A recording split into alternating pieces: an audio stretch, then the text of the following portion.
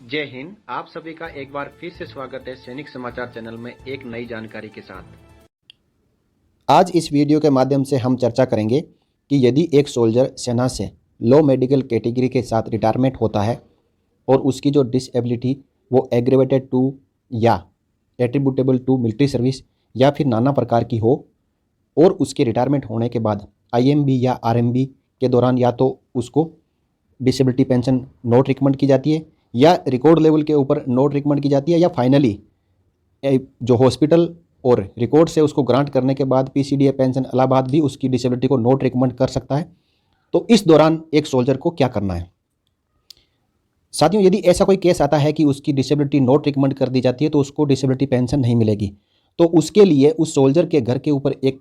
Letter से सूचित किया जाएगा कि आपकी जो डिसेबिलिटी पेंशन है वो नॉट रिकमेंड की जाती है। उसके लिए वो सोल्जर उस लेटर के आने के विद इन 6 मंथ के अंदर अपनी फर्स्ट अपील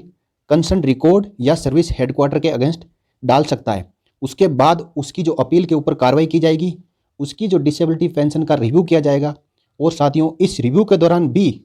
यदि उसकी डिसेबिलिटी पेंशन को नॉट रिकमेंड कर दिया जाता है तो उसके बाद अगेन सोल्जर के पास में एक और ऑप्शन रहता है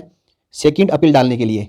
इस बार ये जो अपील डाली जाएगी वो आर्मी हेडक्वार्टर लेवल के ऊपर रिव्यू होगी और उस दौरान भी यदि रिव्यू में उसको डिसेबिलिटी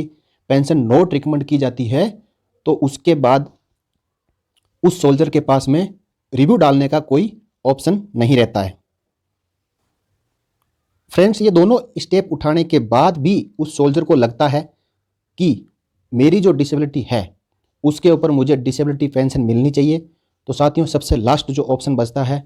वो बचता है आर्मर्ड फोर्सेज ट्रिब्यूनल में जाके लीगल ओपिनियन लेने का। साथियों एएफटी में आप एक केस फाइल कीजिए और आपको उस केस की जो प्रोसीडिंग्स चलेगी, जो आपने रिट पिटीशन डालोगे उसकी जो प्रोसीडिंग्स चलेगी उसमें जो एडवोकेट होंगे वो आपके पीसीडीए, आईएचक्यू और आपके कंसर्न रिकॉर्ड्स प्लस एमएच से सभी प्रकार के डॉक्यूमेंट्स मंगवा के आपकी रिट पिटीशन जब फाइनल होगी तो केस 100% आप जीतोगे और आपको डिसेबिलिटी पेंशन मिलेगी। साथियों समय समय पर हमारे सुप्रीम कोर्ट और एएफटीज आदेश जारी करते हैं। ऐसा आज तक कोई केस नहीं गया जिसके अंदर किसी सोल्जर ने यदि एएफटी या सुप्रीम कोर्ट में अपील की है अपनी डिसेबिलिटी ना मिलने के कारण और वो केस ना जीता हो। केस 100% जीतते हैं, लेकिन जो केस जीत जाते हैं उसके अनुसार जो हमारा पेंशन रेगुलेशन 2008 है उसके अंदर अमेंडमेंट नहीं किया जाता और जो मिलिट्री हॉस्पिटल या रिकॉर्ड ऑफिस या पीसीडीए पेंशन इलाहाबाद वही पुराने रूल के ऊपर अगेन किसी सोल्जर की जो डिसेबिलिटी पेंशन है नॉट रिकमेंड कर देते हैं। हालांकि कोई एक बार यदि लीगल